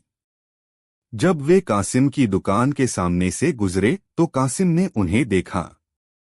वह जुबैद को इतना स्वस्थ और खुश देखकर हैरान रह गया। उसे अपनी गलती का एहसास हुआ। उसने एक वफादार और कीमती जानवर को अपनी नासमझी और लालच में खो दिया था। वह दौड़कर मुल्ला के पास आया। मुल्ला, यह वही गधा है? उसने अविश्वास से पूछा। मुल्ला ने मुस्कुराते हुए कहा, हाँ कासिम, यह वही जुबैद है। प्यार और देखभाल से पत्थर भी पिघल जाते हैं, यह तो फिर भी जानवर है। कासिम शर्मिंदा था। उसने कहा, मुल्ला, मैं इसे वापस खरीदना चाहता हूं। मैं तुम्हें इसकी मुहमांगी कीमत दूंगा। मुल्ला नसरुद्दीन हंसे। कासिम भाई, कुछ चीजें ऐसी होती हैं जो पैसों से नहीं खरीदी जा सकती। वफादारी, दोस्ती और प्यार, इनकी कोई कीमत नहीं होती। जुबैद अब मेरा है और हमेशा मेरा ही रहेगा। यह कहकर मुल्ला ने जुबैद को एड़ लगाई और आगे बढ़ गए। कासिम पछताता हुआ उन्हें देखता रहा। शहर में यह खबर फैल गई कि कैसे मुल्ला ने अपने प्यारे गधे को पहले मजबूरी में बेचा, फिर उसकी बुरी हालत देखकर उसे वापस खरीदा और अपनी सेवा से उसे फिर से ठीक कर दिया। लोगों ने मुल्ला की जानवर के प्रति इस मोहब्बत और दरियादिली की बहुत तारीफ की। इस घटना ने सबको सिखाया कि जानवर भी प्यार और सम्मान के हकदार होते हैं। और मुल्ला नसरुद्दीन, उन्होंने एक बार फिर साबित कर दिया कि उनका दिल सोने का है और वह न सिर्फ इंसानों बल्कि जानवरों के भी सच्चे दोस्त हैं। जुबैद उनके साथ कई और साल रहा और दोनों की दोस्ती की मिसालें पूरे बुखारा में दी जाने लगीं। कभी कभी फातिमा मुल्ला को छेड़ती, इतना प्यार तो आप मुझसे भी नहीं करते जितना जुबैद से करते हैं, तो मुल्ला मुस्कुराकर कहते, फातिमा, जुबैद कभी शिकायत नहीं करता, और फिर दोनों हंस पड़ते। घर का आंगन जुबैद की मौजूदगी से फिर से गुलजार हो गया था और मुल्ला की जिंदगी में भी खुशियां लौट आई थीं। कहानी 7। शहर कैसेरी की धूप भरी सुबह थी। बाजार में रोज की तरह रौनक थी, पर मुल्ला नसरुद्दीन के चेहरे पर आज कुछ खास ही उदासी छाई हुई थी। उनकी पत्नी फातिमा ने सुबह सुबह ही घर के खर्चों और बच्चों की जरूरतों की एक लंबी फहरिस्त उनके सामने रख दी थी और मुल्ला की जेब में चंद सिक्कों के सिवा कुछ नहीं था। वह अक्सर सोचते थे कि काश उनके पास भी ढेर सारा पैसा होता तो जिंदगी कितनी आसान हो जाती। वह भी बड़े बड़े ख्वाब देखते, आलीशान घर, नौकर चाकर और दुनिया भर की सैर। इसी उधेड़बुन में वह शहर के सबसे अमीर आदमी सेठ करीमुद्दीन की हवेली के पास से गुजर रहे थे। सेठ करीमुद्दीन अपनी कंजूसी और घमंड के लिए पूरे शहर में बदनाम था। उसने कभी किसी गरीब की मदद नहीं की थी और हमेशा अपनी दौलत का रौब झाड़ता रहता था। मुल्ला ने देखा कि सेठ करीमुद्दीन अपनी हवेली के बाहर अपने कुछ मुंशी और कारिंदों के साथ खड़ा किसी बात पर जोर जोर से हंस रहा था। मुल्ला को देखकर उसने ताना मारा, क्यों मुल्ला, आज बड़े परेशान लग रहे हो? क्या बात है, घर में फाके पड़ रहे हैं क्या? उसके साथी भी हंसने लगे। मुल्ला को गुस्सा तो बहुत आया, पर उन्होंने खुद को संभाला और कहा, सेठ जी, फाके तो नहीं पड़ रहे, पर हाँ, कभी कभी सोचता हूँ कि अगर मैं भी आपकी तरह अमीर होता तो जिंदगी कितनी अलग होती। सेठ करीमुद्दीन ने एक शैतानी मुस्कान के साथ कहा, अच्छा, तो तुम भी अमीर बनना चाहते हो? चलो, मैं तुम्हें एक मौका देता हूँ। सिर्फ एक दिन के लिए मैं तुम्हें अपनी सारी दौलत, अपनी हवेली, अपने नौकर चाकर सब कुछ सौंप दूंगा। तुम एक दिन के लिए सेठ नसरुद्दीन बन जाओगे। जो चाहे करना, जैसे चाहे रहना। बस एक शर्त है, शाम ढलते ही तुम्हें सब कुछ मुझे वापस लौटाना होगा और आइंदा कभी अमीर बनने का ख्वाब नहीं देखोगे। बोलो, मंजूर है? मुल्ला हैरान रह गए। उन्हें अपने कानों पर यकीन नहीं हुआ। यह कैसा मजाक था? पर सेठ के चेहरे पर गंभीरता थी। मुल्ला ने सोचा, एक दिन के लिए ही सही, अमीरी का मजा तो चख लूं। शायद इसी बहाने फातिमा और बच्चों को कुछ खुशियां दे सकूं। मंजूर है सेठ जी, मुल्ला ने दृढ़ता से कहा। सेठ करीमुद्दीन ने अपने मुंशी को बुलाया और एक कागज पर कुछ लिखकर मुल्ला को दिया। यह लो, यह मेरा हुक्मनामा है। आज सूरज ढलने तक तुम इस शहर के सबसे अमीर आदमी हो। मेरी हवेली, मेरे खजाने, मेरे नौकर सब तुम्हारे। और यह कहकर सेठ अपनी बग्घी में बैठकर कहीं चला गया, शायद अपने किसी और ठिकाने पर। मुल्ला के हाथ में वह हुक्मनामा था और आंखों में अविश्वास। उन्होंने अपने गधे यार को वहीं छोड़ा और डरते डरते सेठ की आलीशान हवेली में कदम रखा। नौकर चाकर उन्हें देखकर हैरान थे, पर हुक्मनामा देखकर सब अदब से झुक गए। हुक्म कीजिए, सेठ नसरुद्दीन, एक बूढ़े खानसामा ने कहा। मुल्ला को कुछ समझ नहीं आ रहा था कि क्या करें। उन्होंने सबसे पहले अपने लिए बेहतरीन शाही लिबास मंगवाया। मखमल की शेरवानी, जरी की टोपी और पैरों में नरम जूतियां। जब उन्होंने आईने में खुद को देखा तो पहचान नहीं पाए। वह वाकई किसी अमीर सेठ से कम नहीं लग रहे थे। फिर उन्होंने फातिमा और बच्चों को बुलवाया। वे लोग जब हवेली में आए और मुल्ला को इस शानो शौकत में देखा तो उनकी आंखें फटी की फटी रह गईं। यह आप हैं? फातिमा ने हैरानी से पूछा। मुल्ला मुस्कुराए, हाँ फातिमा, आज मैं सेठ नसरुद्दीन हूँ। आज तुम जो चाहो मांग सकती हो। बच्चों ने तो हवेली में दौड़ना भागना शुरू कर दिया। फातिमा ने अपने लिए खूबसूरत साड़ियां और गहने पसंद किए। मुल्ला ने शहर के सबसे अच्छे बावर्ची को बुलवाकर तरह तरह के लजीज पकवान बनवाए। पूरा दिन शाही दावत चलती रही। मुल्ला ने अपने सभी गरीब दोस्तों और पड़ोसियों को भी बुलवाया और उन्हें पेट भरकर खाना खिलाया, उन्हें नए कपड़े और तोहफे दिए। उन्होंने शहर के काजी को बुलवाकर कहा कि जितने भी गरीब लोग छोटे मोटे कर्ज की वजह से परेशान हैं, उनका कर्ज सेठ करीमुद्दीन के खजाने से चुका दिया जाए। उन्होंने यतीम खाने और मदरसे के लिए भी दिल खोलकर दान दिया।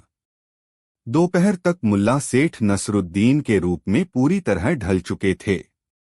वह नौकरों को हुक्म दे रहे थे, लोगों की फरियादें सुन रहे थे और अपनी दौलत का इस्तेमाल अच्छे कामों में कर रहे थे। उन्हें एहसास हो रहा था कि अमीर होने में कितना सुकून है, जब आप दूसरों की मदद कर सकते हैं, किसी के चेहरे पर मुस्कान ला सकते हैं। लेकिन जैसे जैसे दिन ढलने लगा, मुल्ला के दिल में एक अजीब सी बेचैनी बढ़ने लगी।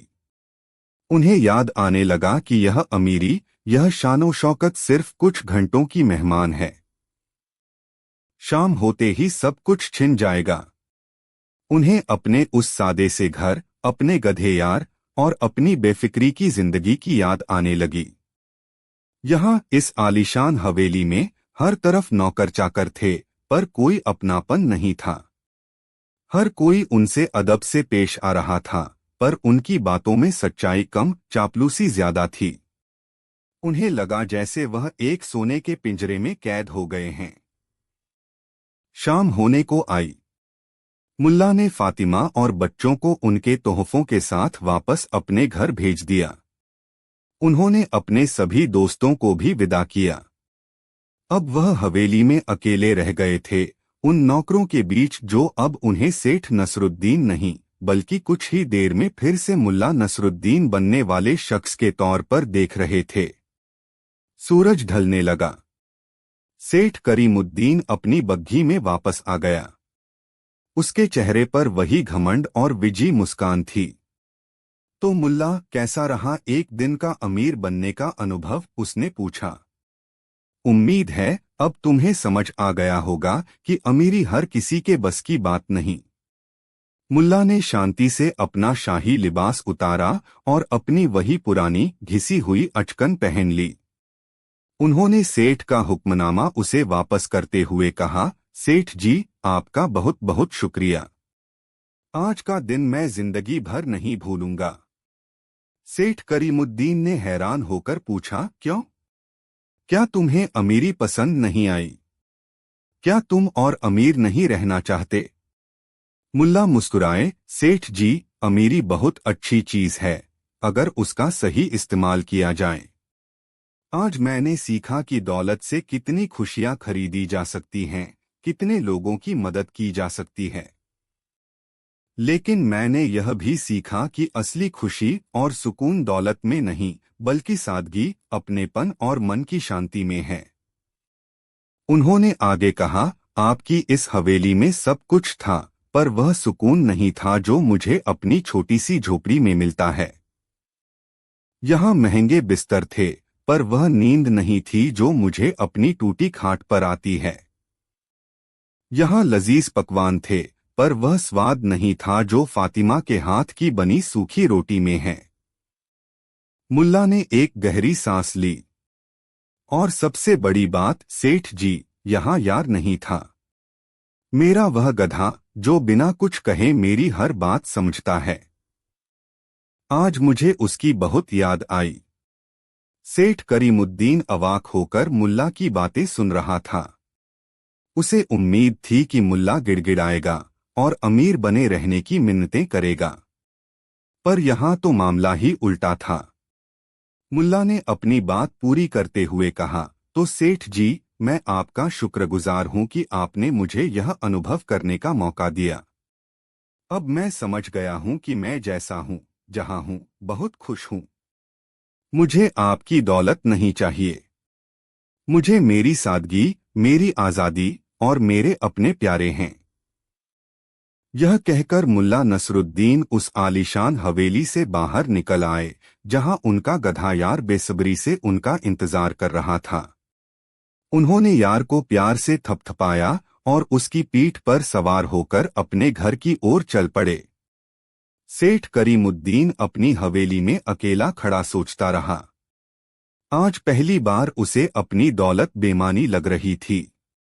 मुल्ला की बातों ने उसके दिल पर गहरा असर किया था। उसे एहसास हो रहा था कि वह दौलत के नशे में कितना अकेला और खोखला हो गया है। उस रात मुल्ला नसरुद्दीन अपनी छोटी सी झोपड़ी में, अपनी टूटी खाट पर फातिमा और बच्चों के पास चैन की नींद सोए। उनके पास दौलत नहीं थी, पर उनके पास वह सब कुछ था जो जिंदगी को खूबसूरत बनाता है, प्यार, अपनापन और मन का सुकून। अगले दिन शहर के लोगों ने एक अजीब नजारा देखा। सेठ करीमुद्दीन खुद चलकर मुल्ला नसरुद्दीन के घर आया। उसने न सिर्फ मुल्ला से माफी मांगी, बल्कि यह भी ऐलान किया कि वह अपनी दौलत का एक बड़ा हिस्सा शहर के गरीबों और जरूरतमंदों की भलाई के लिए खर्च करेगा। उसने मुल्ला से कहा कि वह इस काम में उसकी मदद करें और उसे सही राह दिखाए। मुल्ला मुस्कुराए। उनका एक दिन का अमीर बनने का अनुभव न सिर्फ उनके लिए, बल्कि सेठ करीमुद्दीन और पूरे शहर के लिए एक सबक बन गया था। दौलत बुरी नहीं होती, बुरा होता है उसका घमंड और उसका गलत इस्तेमाल। असली अमीरी तो दिल की होती है, और मुल्ला नसरुद्दीन उस अमीरी के सच्चे बादशाह थे। उन्होंने साबित कर दिया था कि खुश रहने के लिए महल और खजानों की नहीं, बल्कि एक साफ दिल और संतोषी स्वभाव की जरूरत होती है। और हाँ, एक वफादार गधे की भी।